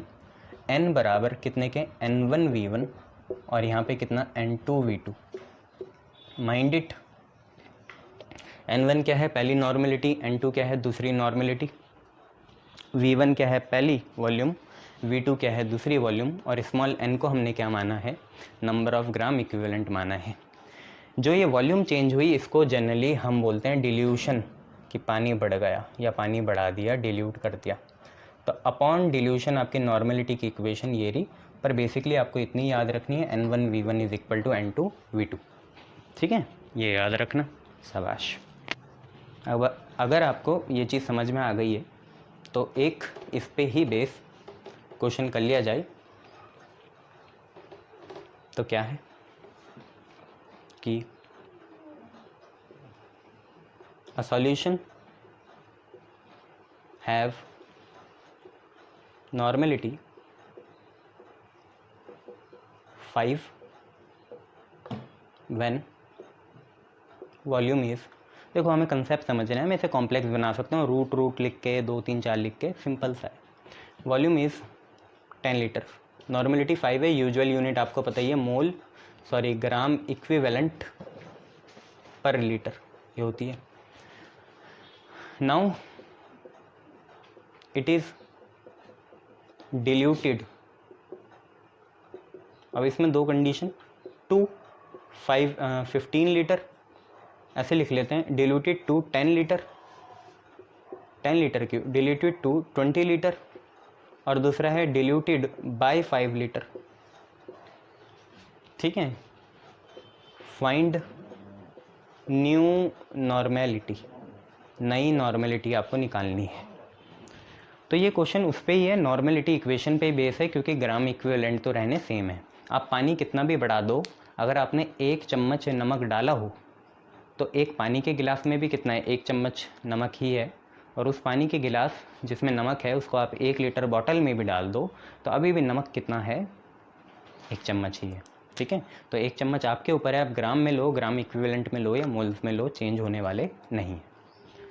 तो आपको ये समझ में आया कि आपको N1 पहला कितना दे दिया? देखो पहला करने जा रहा हूँ, N1 5 दे दिया, V1 आपका 10 है। 2 मतलब क्या होता है? इतनी ही बन गई। 2 मतलब क्या होता है? कि इतनी बन गई, 10 से 20 हो गई। बाई मतलब क्या होता है? कि इतना बढ़ाना है, और बाई मतलब क्या है? इतना बढ़ाना है। और 2 मतलब क्या है? कि इतनी है, इतनी ही फाइनल है। 2 मतलब ये होता है। तो 2 मतलब हमारा N2 जो है वो 20 ही हो गया, नहीं V2 जो है हमारा 20 ही हो गया। 2 मतलब ये है। N2 आप निकालो तो बहुत इजी, आपको पता है N1 V1 बराबर कितने के? N2 V2 के। N1 आपका 5, V1 आपका 10, N2 आपका क्वेश्चन मार्क, N2 ही ले लो यार, कोई बात नहीं, और V2 20। 10 2 जा 20, और ये 2 5 के नीचे जाएगा तो 5/2 मतलब 2.5 आपका आ गया। अब दूसरे क्वेश्चन में क्या है? दूसरे क्वेश्चन में सिंपली बात यह है कि N1 तो 5 ही रहा, इनिशियल वॉल्यूम 10 ही रही, पर उन्होंने बोला बाय 5 लीटर, मतलब अब 5 लीटर और बढ़ गया। 5 नहीं हुई, डिल्यूट मतलब बढ़ेगा ही, कम कैसे होगा, पानी डालोगे तो कम कैसे हो जाएगी वॉल्यूम। तो बाय मतलब और बढ़ाई, तो V2 कितना हुआ कि इनिशियल कितना था V1 और उसमें कितना बढ़ा दिया, 5 बढ़ा दिया। तो V1 आपका 10 है और 10 + 5 कितना हुआ, 15 हुआ। बच्चों अब आप N2 निकाल सकते हो, बुरा मत मानना, वो N2 भूल जाओ, अब नया N2 है। तो आप बोलोगे N1 V1 बराबर कितने के, N2 V2 के। अब N1 क्योंकि आपका 5 है, V1 आपका 10 है, N2 आपको निकालना है और V2 आपका 15 है। तो 5 3 जा 15 और N2 की वैल्यू आपकी कितनी आएगी, ये 3 नीचे जाएगा 10 के, तो 10/3 मतलब 3.33 आपका आ जाएगा। ठीक है, ऐसे करना है इन्हें, ऐसे कर लोगे तो हो जाएगा। ठीक है,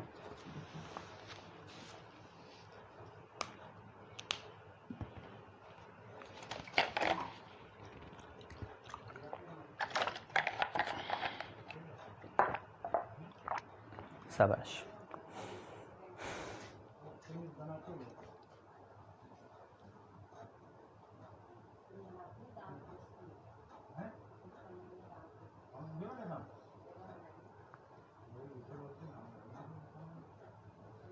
चलिए बहुत बढ़िया।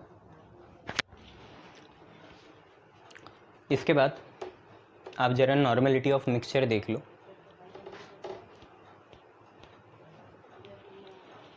तो नोट डालिए और लिखिए, बोर्ड के आगे भी इज्जत बचानी है ना, तो उसके लिए देख लो। तो normality of mixtures, normality of mixtures क्या होता है बेटा, मान लो एक मिक्सचर हम पे यहाँ है, इसकी नॉर्मेलिटी N1 है और वॉल्यूम V1 है, और इसको मैंने ऐड करा दूसरे मिक्सचर से जिसकी नॉर्मेलिटी N2 है और वॉल्यूम V2 है। ठीक है, और ये दोनों मिलके एक नया मिक्सचर बना दिए जिसकी नॉर्मेलिटी N3 है और वॉल्यूम V3 है। तो यहाँ पे इक्वेशन क्या बनेगी, यहाँ पे सिंपल बात है, जो फाइनल है N3 V3 वो बराबर होगा टोटल इनिशियल मतलब N1 V1 plus N2 V2। Clear है, शाबाश। अगर मैं यहीं पे क्वेश्चन बना दूँ आपके लिए, मान लो पहले मिक्सचर की नॉर्मेलिटी 2 है, वॉल्यूम 5 है, दूसरे की 3 है, ये 6 है, और इसकी वॉल्यूम 10 है। तो आपको N3 निकालना है। तो N3 आप आसानी से निकाल लेंगे, आप लिखेंगे N3, V3 वॉल्यूम कितनी है, 10 है, N1 V1 कितना है, 2 और 5 है, 2 N1 है, V1 5 है, N2 V2 कितना है, 3 × 6 है, 5 2 जा 10, 6 3 जा 18, कुल मिला के 28। तो N3 की वैल्यू देखो ना, 5 2 जा 10, 6 3 जा 18, 18 + 10 = 28।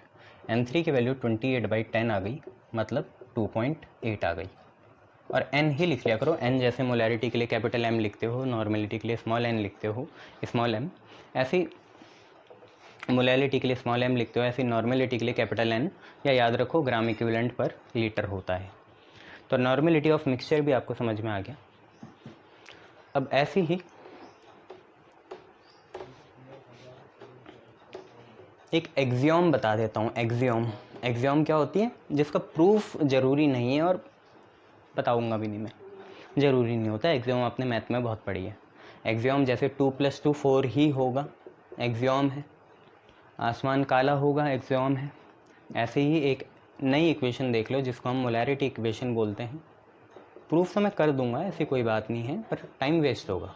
2 चीज़ आपने प्रूफ की देख ली, तो अब आप एक खुद लिखना। तो मोलैरिटी इक्वेशन क्या है, यहाँ पे आपने लिखा M1 V1, M कैपिटल आपका क्या होता है, मोलैरिटी होता है, V आपको बताइए, और यहाँ पे आपने लिखा M2 V2। ठीक है, अब यहाँ पे नंबर ऑफ मोल्स भी लिखने पड़ेंगे, तो 1 की साइड 2 और 2 की साइड 1, यह है आपकी molarity equation. Proof it's up to you, आप देखो, सारे मैं नहीं बताऊंगा। ठीक है, M2 V2 के इधर N1, M1 V1 के इधर N2, ये आप लोग देख लेना।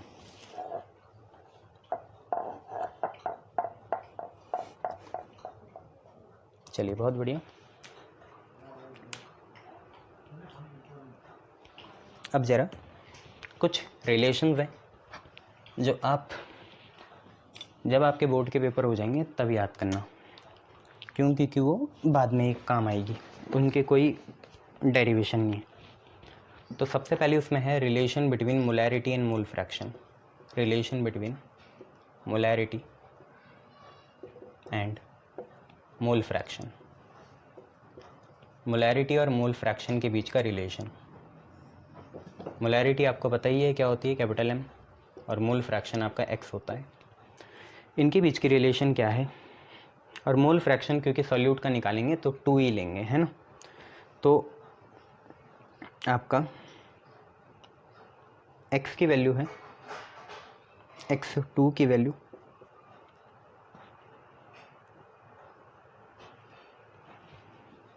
आपकी है, डेंसिटी के टर्म में बताऊँ, नहीं ऐसे ही देख लो, M1 upon M1 minus M2 plus D, ये आपकी रिलेशन है, शॉर्टकट है। M1 upon M1 minus M2 plus D। यहाँ पे जो M है ना, जिसके नीचे कोई नोटेशन नहीं है, ये सिर्फ M, ये आपका मोलैरिटी है, ठीक है। M1 आपका क्या है, मॉलिक्यूलर मास है, और 1 आपको पता है किसका होता है, सॉल्वेंट का। M2 आपका क्या है, वही चीज़, मॉलिक्यूलर मास है, किसका, सॉल्यूट का, और D आपकी डेंसिटी ऑफ सॉल्यूशन है। X2 आपको पता ही है क्या है, मोल फ्रैक्शन ऑफ सॉल्यूट है, ठीक है। तो मोलैरिटी और मोल फ्रैक्शन के बीच में आपको रिलेशन पता चल गया।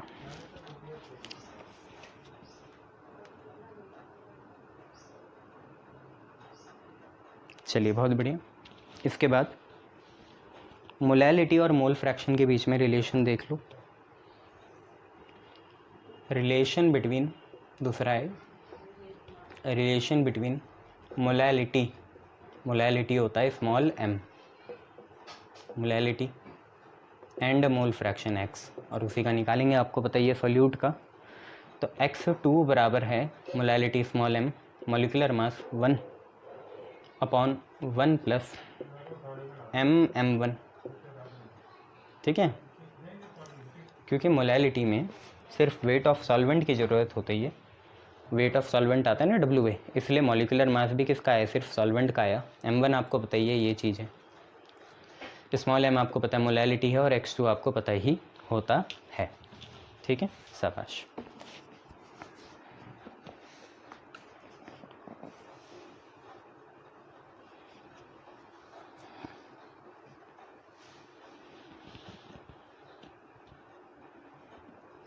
अच्छा, इसके बाद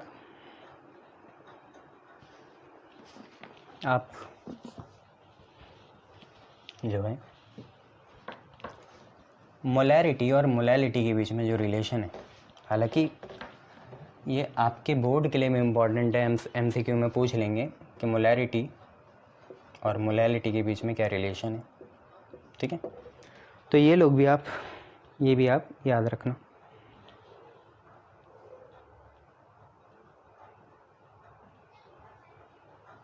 तो है क्या, सिंपल सी बात है,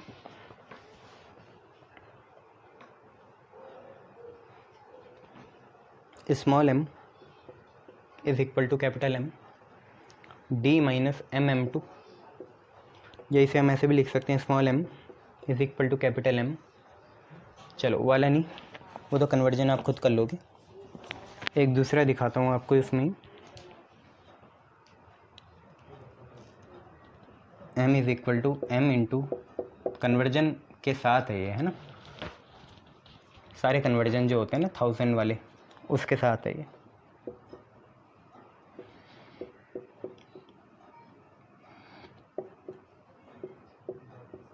अब सिंपल सी बात देखो, मैं इतनी हेल्प कर दूंगा कि कौन क्या चीज़ है वो बता दूं, ठीक है, बाकी आपको ये रटना पड़ेगा, जहाँ कंसेप्ट होते हैं वहाँ बता देता हूँ मैं आपको। तो M तो आपकी मोलैलिटी है, कैपिटल M आपका मोलैरिटी है, D आपकी डेंसिटी ऑफ द सॉल्यूशन है।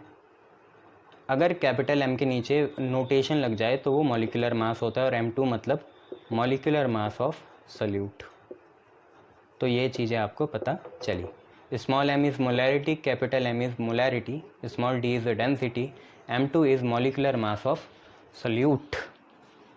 ये आप लोग देख लो, ठीक है, शाबाश। अब मैं इंक भरता हूँ और कुछ नई चीज़ें बताता हूँ।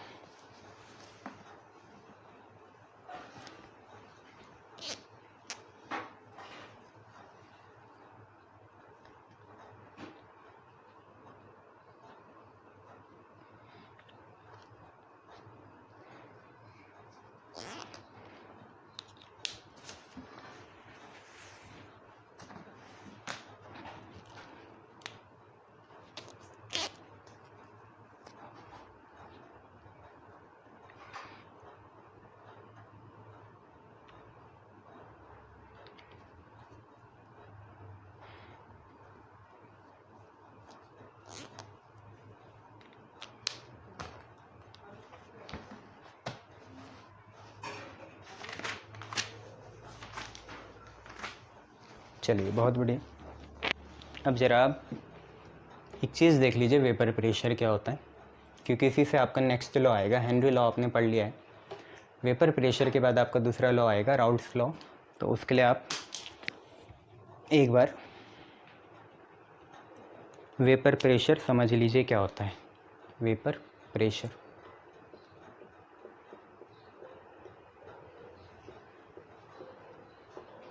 वेपर प्रेशर क्या चीज़ है तो समझिए। मान लीजिए ये मेरे पास एक बीकर है और इस बीकर में वाटर भरा है एट 25 डिग्री सेल्सियस। 2-3 मॉलिक्यूल आप दिखा दो, ऐसे हैं। तो होगा क्या, आपको पता है कि जनरली टेम्परेचर कुछ भी हो, आपको पता है नदियाँ सूखती है। टेम्परेचर चाहे 20 डिग्री सेल्सियस हो, नॉर्मल हो, तो इवापोरेशन तो होता ही है, ठीक है। तो 25 डिग्री सेल्सियस में क्या हो रहा होगा, इवापोरेशन तो हो रहा होगा। इवापोरेशन मतलब क्या है, इवापोरेशन मतलब लिक्विड जो है आपका वाटर, वो क्या बन जाए, वेपर बन जाए। तो ये जो लिक्विड है ये ऊपर भी जाएगा और यहाँ पे वाटर की वेपर बना देगा, ठीक है, बहुत बढ़िया। पर होगा क्या, कुछ समय बाद आपको भी पता है कि वाटर वेपर कंडेंस होगी, मतलब यहाँ कंडेंसेशन भी होगा। तो कुछ वाटर वेपर, ये वाली वाटर वेपर ड्रॉप बन के नीचे ही गिर जाएगी। कुछ वाटर वेपर ड्रॉप बन के नीचे ही गिर जाएगी, बहुत बढ़िया। तो आपको पता चला 25 डिग्री सेल्सियस में 2 प्रोसेस चल रही है, एक है इवेपोरेशन और एक है कंडेंसेशन। एक स्टेबल इंस्टेंट में या स्टेबल स्टेट में या इंस्टेंट में एक ऐसी चीज़ होगी कि जब रेट ऑफ इवापोरेशन और रेट ऑफ कंडेंसेशन सेम हो जाएगा। एक समय ऐसा भी आएगा जब इवापोरेशन और कंडेंसेशन का रेट सेम हो जाएगा। इसका मतलब क्या है, जितने एस्केप आउट हो रहे हैं उतने अंदर भी आ रहे हैं। जितना लिक्विड वेपर बन के उड़ रहा है उतने ही वेपर कंडेंस होकर दोबारा लिक्विड फॉर्म में नीचे आ जा रहे हैं। जितना ऊपर उतना नीचे, आई बात समझ में। जितना लिक्विड से वेपर उतना ही वेपर से लिक्विड, जितना इवापोरेशन उतना ही कंडेंसेशन। इसके बाद क्या होगा, इसके बाद यहाँ पे जो वाटर वेपर है और यहाँ पे जो लिक्विड है वो एक तरीके से डायनामिक इक्विलिब्रियम में आ गए। डायनामिक इक्विलिब्रियम, ये डायनामिक इक्विलिब्रियम क्या है, स्टैटिक इक्विलिब्रियम तो यह है कि कुछ हरकत हो ही नहीं रही, ना बाहर से ना अंदर से। डायनामिक इक्विलिब्रियम क्या है कि बाहर से अगर हम लोग देखें तो हमें पानी का गिलास सिंपल ही दिखेगा, उसमें कुछ नहीं हो रहा है। पर डायनेमिक इक्विलिब्रियम में माइक्रोस्कोपिक लेवल में क्या हो रहा होगा कि उस गिलास के पानी के कुछ मॉलिक्यूल तो वेपर बन रहे होंगे और कुछ वेपर दोबारा कंडेंस होके वाटर मॉलिक्यूल भी बना रही होगी, दोनों चीज़ें चल रही होंगी। डायनेमिक इक्विलिब्रियम ये होता है, ठीक है। अच्छा, जब डायनेमिक इक्विलिब्रियम आ जाए तो ये जो ऊपर वाली वाटर वेपर है, ये पानी की जो सबसे ऊपर वाली लेयर है, इस पे जितना प्रेशर लगाती है इसे हम वेपर प्रेशर बोलते हैं। आपने इसे पहले भी पढ़ा था, एटमॉस्फेरिक प्रेशर भी कहते हैं। तो आप आज समझ लेना है क्या vapour pressure. It is the pressure applied by water vapour. Generally water vapour आज समझा रहा हूँ, वैसे कोई सी भी वेपर हो सकती है, बेंजीन, क्लोरोफॉर्म, है ना। तो it is the pressure applied by water vapour to the first layer of liquid water. Liquid water, ठीक है। तो वेपर प्रेशर आपको समझ में आया, ऐसा प्रेशर जो वेपर लगाएगी लिक्विड लेयर पे। बच्चों, इसके लिए सबसे मेन रिक्वायरमेंट क्या होनी चाहिए कि जो आपका लिक्विड है वो आपका वोलेटाइल होना चाहिए। Liquid must be volatile. Volatile क्या होता है, जैसे पेट्रोल है, पेट्रोल एकदम से वेपर में कन्वर्ट हो जाता है, खुला कर दो तो वो वेपर में कन्वर्ट एकदम से हो जाता है। आपका डीओ है, डीओ भी एकदम से वेपर में कन्वर्ट हो जाता है। क्लॉग्न है, वो भी वेपर में कन्वर्ट हो जाता है। तो वोलेटाइल क्या है, which can easily convert into vapour bye little effort, बहुत कम एफर्ट में वेपर में कन्वर्ट हो जाए।